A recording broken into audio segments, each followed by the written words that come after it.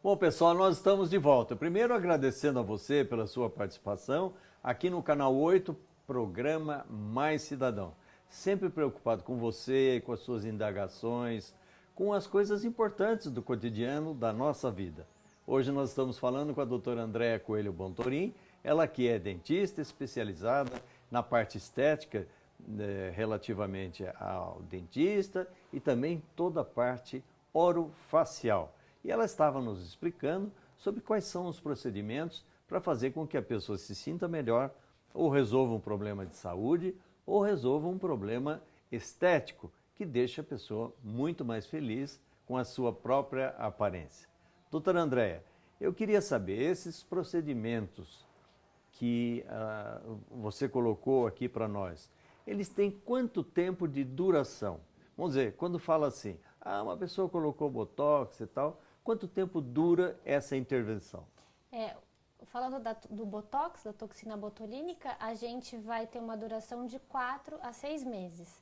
Lembrando que esses benefícios percorrem por toda a vida. Existem os preenchedores, que são os ácidos hialurônicos, certo, e os bioestimuladores, que é uma parte nova dentro dessa harmonização, que ela vai dar o volume desejado, mas ela vai causar um benefício na formação do colágeno. Tá? Sim. Então, esses bioestimuladores, eles vão ter um tempo o resultado um pouco mais prolongado. Essas técnicas, elas podem ter um efeito até 2 anos. Então, por exemplo, sim, quando a gente devolve o ângulo da mandíbula, essa região do malar, que a gente fala de top model look, a rinomodelação, o preenchimento de lábio, a gente pode ter duração de 1 até 2 anos. Certo. Porque a pessoa fica preocupada. Pô, eu vou fazer hoje, vou gastar recurso e tal, depois tenho que gastar de novo. Falar nisso, esses tipos de procedimentos são muito caros? Esses procedimentos, eles não são baratos. Já foi mais caro, mas hoje ele está muito acessível para os pacientes. Então, se a gente pensar em custo-benefício desse paciente não precisar passar por um procedimento cirúrgico e ele devolver essa estética de uma maneira rápida, ele é muito viável para os nossos pacientes hoje em dia. E vamos dizer assim, a senhora se preparou para fazer odontologia, faz, né, intervenções como dentista, né, que é, e além disso faz a estética. Uma pessoa, para se preparar para isso, tem que fazer cursos especiais? Quanto tempo demora para virar um especialista em harmonização orofacial? Primeiro, eu queria falar como foi o meu caminho dentro da harmonização. Eu sou especialista em estética e em reabilitação oral. Primeiro foi um pedido das minhas pacientes. Quando começou a harmonização, todo mundo falou, doutor, mas você já faz estética, por que você não faz da face? E a gente sente a necessidade. Quando você arruma um sorriso e fala, nossa, se esse lábio fosse assim, se esse queixo fosse assim, você sente essa necessidade. E as pessoas também sentem. E as pessoas também sentem. Então foi um caminho muito natural. Acontece que a harmonização dentro da odontologia, ela também vem percorrendo um caminho. E hoje ela foi titulada como uma especialidade dentro da odontologia, o que não existia antigamente. Certo. Né? Então, você tem cursos rápidos, né, o que a gente acaba não recomendando, então é uma coisa que você tem que olhar muito para o profissional que vai realizar os seus procedimentos. Então tem cursos de 1 dia, curso de 3 dias, então esses profissionais, eles não estão habilitados, né, tem que ter um estudo muito detalhado da face, da anatomia facial, para a gente não ter riscos. E essas técnicas são, vamos dizer, elas não são simples, são complexas, né? Por exemplo, quais são os instrumentos que você usa para fazer a aplicação desse líquido, vamos dizer assim, que é a toxina? A toxina, elas são feitas com agulhas, essas são agulhas muito pequenininhas, né? Muito fininhas, é um procedimento praticamente indolor. Já os preenchimentos, a gente tem 2 maneiras. A gente usa as cânulas, quando o paciente olha, ela é um pouquinho maior, mas ela tem a ponta romba, o que significa que ela não corta. Então, quando ela tem uma estrutura de importância, uma veia, ela vai desviando o caminho dessas sei. estruturas. Então, quando a gente usa os preenchimentos, elas são muito utilizadas, porque os riscos são menores, né? Tá certo. Bom, a gente sabe também que muitas vezes os dentistas hoje estão preparados para se utilizar do laser, para fazer melhorias, tanto estéticas como na boca. Por exemplo, uma pessoa que está com um tumor, está fazendo um tratamento de quimioterapia e tudo, às vezes ela tem consequências na boca desse processo de tratamento. Como é que é feito o uso do laser para o dentista? A gama de procedimentos é muito grande, né? A gente pode falar desde de procedimentos pré-cirúrgicos, por exemplo, um benefício da gente diminuir a quantidade de bactéria ali naquela região, até pacientes com aftas, um paciente com lesões grandes, né? A gente consegue fazer isso. Dentro da harmonização, hoje em dia a gente também usa muito laser. Como que a gente faz isso? A gente faz uma fotobiomodulação tecidual daquele paciente. Tecidual, quer dizer, uma coisa já dentro mesmo do organismo. É para a gente estimular essa formação de colágeno que a gente não consegue mais produzir a partir dos 25 anos. Tá certo. Junto com essa fototerapia, a gente pode também devolver o colágeno também mais superficial, fazendo, por exemplo, os microagulhamentos ou de uma maneira mais profunda, até a gente fazendo ultrassom microfocado, que é uma série de procedimentos que vão diminuir também a flacidez facial e vão amenizar essas linhas de expressões. Muito bem. Nós estamos falando das coisas boas. Estamos falando de saúde, estamos falando de estética, de você se sentir bem porque se recuperou de um problema de saúde, se sentir bem porque você se sente melhor olhando para o espelho. Mas, enfim, nós estamos falando das coisas boas. E quando aparecem aqueles riscos ou complicações desse processo de harmonização utilizando esses instrumentos? Isso também, infelizmente, é comum aparecer dentro dessa especialidade. Então, tudo tem que ser feito de uma maneira muito pensada. Certo. Né? Então, assim, desde o começo do procedimento, da biossegurança, da esterilização daqueles materiais, porque ele não deixa de ser um procedimento invasivo para aquele paciente, né? Certo. E desde a gente compreender a anatomia facial para a gente preservar as áreas de risco do rosto do paciente. Por exemplo, quando a gente faz os preenchimentos, ele parece um gel de cabelo, assim, a textura é muito parecida com um gel de cabelo. Certo. Quando você tem uma estrutura importante, por exemplo, uma veia, uma artéria importante, se você coloca esse preenchimento no lugar que não seria o ideal, ele vai empurrar ou comprimir esse sangue que está passando. Sim. E isso pode causar necrose, por exemplo, nos pacientes, tá? Ou, por exemplo, a toxina botulínica, que se ela colocada de uma forma inadequada, ela pode causar pitose palpebral, que o abaixamento da pálpebra. Isso. E até problemas oculares, né? Então, tem pacientes que às vezes não conseguem fechar os olhos e a gente não consegue ter aquela lubrificação adequada que é necessária para os olhos. Então, todos os procedimentos têm que ser muito bem estudados e analisados pelo profissional que vai realizar. Por isso que ele tem que ser um craque, bem informado e saiba utilizar esses instrumentos adequadamente para não causar problemas. Porque a gente vê na televisão, muitas vezes, doutor André, algumas artistas e tal que querem fazer isso em algumas clínicas não especializadas e aí aparecem os problemas. Muitas vezes pessoas com a sua face deformada ou outras partes do corpo, não é? Então a gente tende a pensar que é preciso ter uma preparação muito especial para evitar esse tipo de problemas.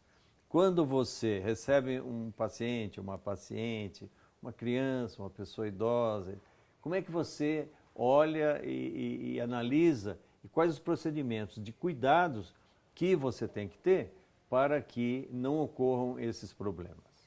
é muito necessário a gente avaliar esse paciente de forma individual. Junto com a queixa principal desse paciente, a gente tem que analisar aquela face e perceber as qualidades daquele paciente e os defeitos, para a gente saber exatamente onde a gente tem que devolver o volume. Mas cada paciente tem uma anatomia muito particular, né? E quando a gente estuda a anatomia da face, a gente já sabe, né, onde passam as estruturas importantes, onde a gente tem que preservar, essa linha do exagero que acaba causando um pouquinho mais de problema para os pacientes. Certo.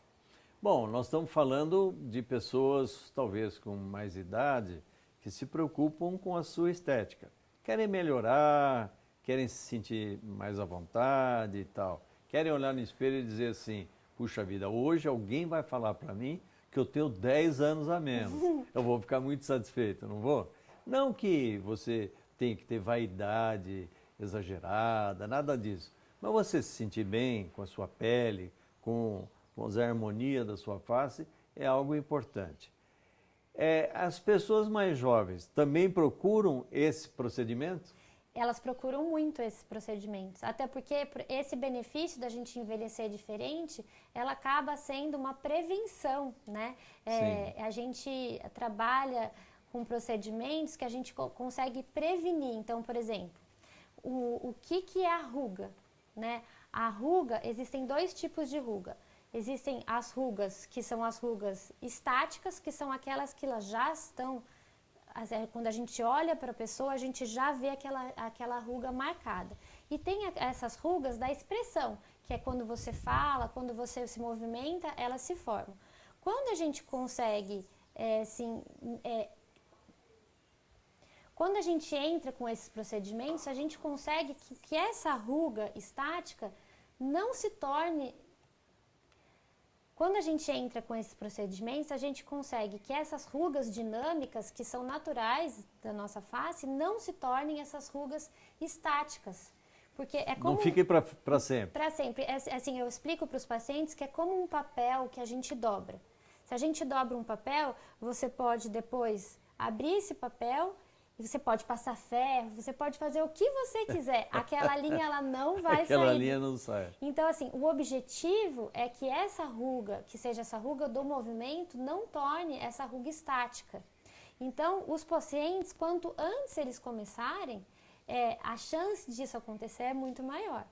Bom, para você que está chegando agora, nós estamos entrevistando a doutora Andréa Coelho Bontorin, ela que é dentista especializada em estética, tanto bucal como orofacial.